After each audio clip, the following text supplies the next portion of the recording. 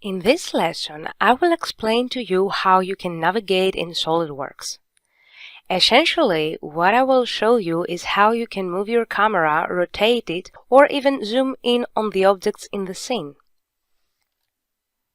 As you can see, I have already opened a part file in which I will show you how to use the navigation tools.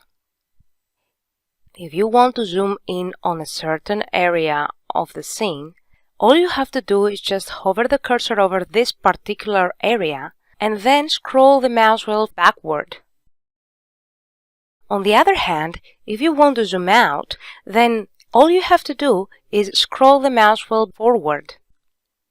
At this point, I should mention that in most CAD applications, when you scroll the mouse wheel forward, then you zoom in, and when you scroll the mouse wheel backward, then you zoom out. However, in SolidWorks, it's the opposite. You can change that if you change the system options of the application. So, to open the options of the application, I will click on the Options icon from the Quick Access toolbar. Once I do, the System Options General window opens, and from the categories on the left, I will select the View category. To change the direction of the zoom, I will just activate the Reverse Mouse Wheel Zoom Direction option. Once I activate this option, I will click OK to close this window. At the top of the drawing area, there are two more zoom options: the Zoom to Fit option and the Zoom to Area option. I will click to activate the Zoom to Fit option, and notice that now I can see the entire model in the scene. Now, if I click on the Zoom to Area icon, I can create a window which will define the area I want to zoom in on. I will click to define the first corner of the window and drag until the whole area I want to zoom in on is covered. Once I release the click, the object has been zoomed accordingly. At this point, I should mention that by zooming in and out, the actual size of the object will not change. Next, we have the Pan option. By using Pan, it's like moving the camera planar to the plane you see.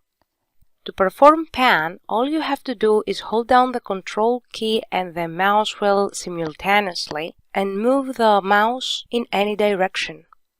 The cursor takes the form of a cross as long as you perform Pan. To deactivate the Pan tool, all you have to do is release the scroll wheel. Now, if you hold down the scroll wheel and move the mouse around, then you rotate the scene. In this way, we can inspect the object of the scene from different perspectives. However, you can inspect the object from different perspectives in another way. At this point, I will click on the View Orientation icon, which can be found at the top of the drawing area. Once I do, the View Selector appears in the scene. The View Selector helps you see what the right, left, front, back, top, and axonometric views of your model will look like when selected. For example, if I click on the top face of the View Selector, I will see the top view of the object. Now, if I click on the arrow next to the View Orientation icon, I can see the views of the object. I will select the isometric view. Now, another interesting feature is that you can see more than one viewport simultaneously. I will click on the arrow next to the View Orientation icon again, and I will select the 4-View option. In this way, I can see the same object from different perspectives at the same time, but the drawback here is that you see the object a lot smaller than usual.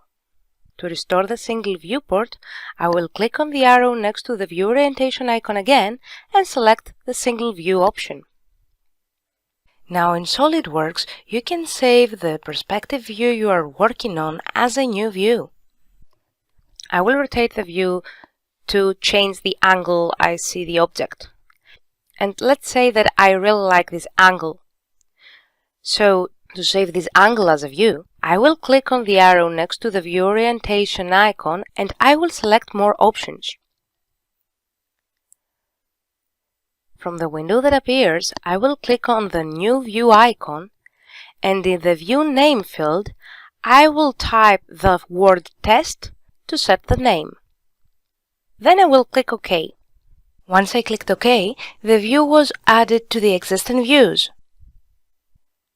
Before we finish the lesson, I should mention that there is also the previous view option, which actually restores the previous view. So this is how you navigate in SolidWorks.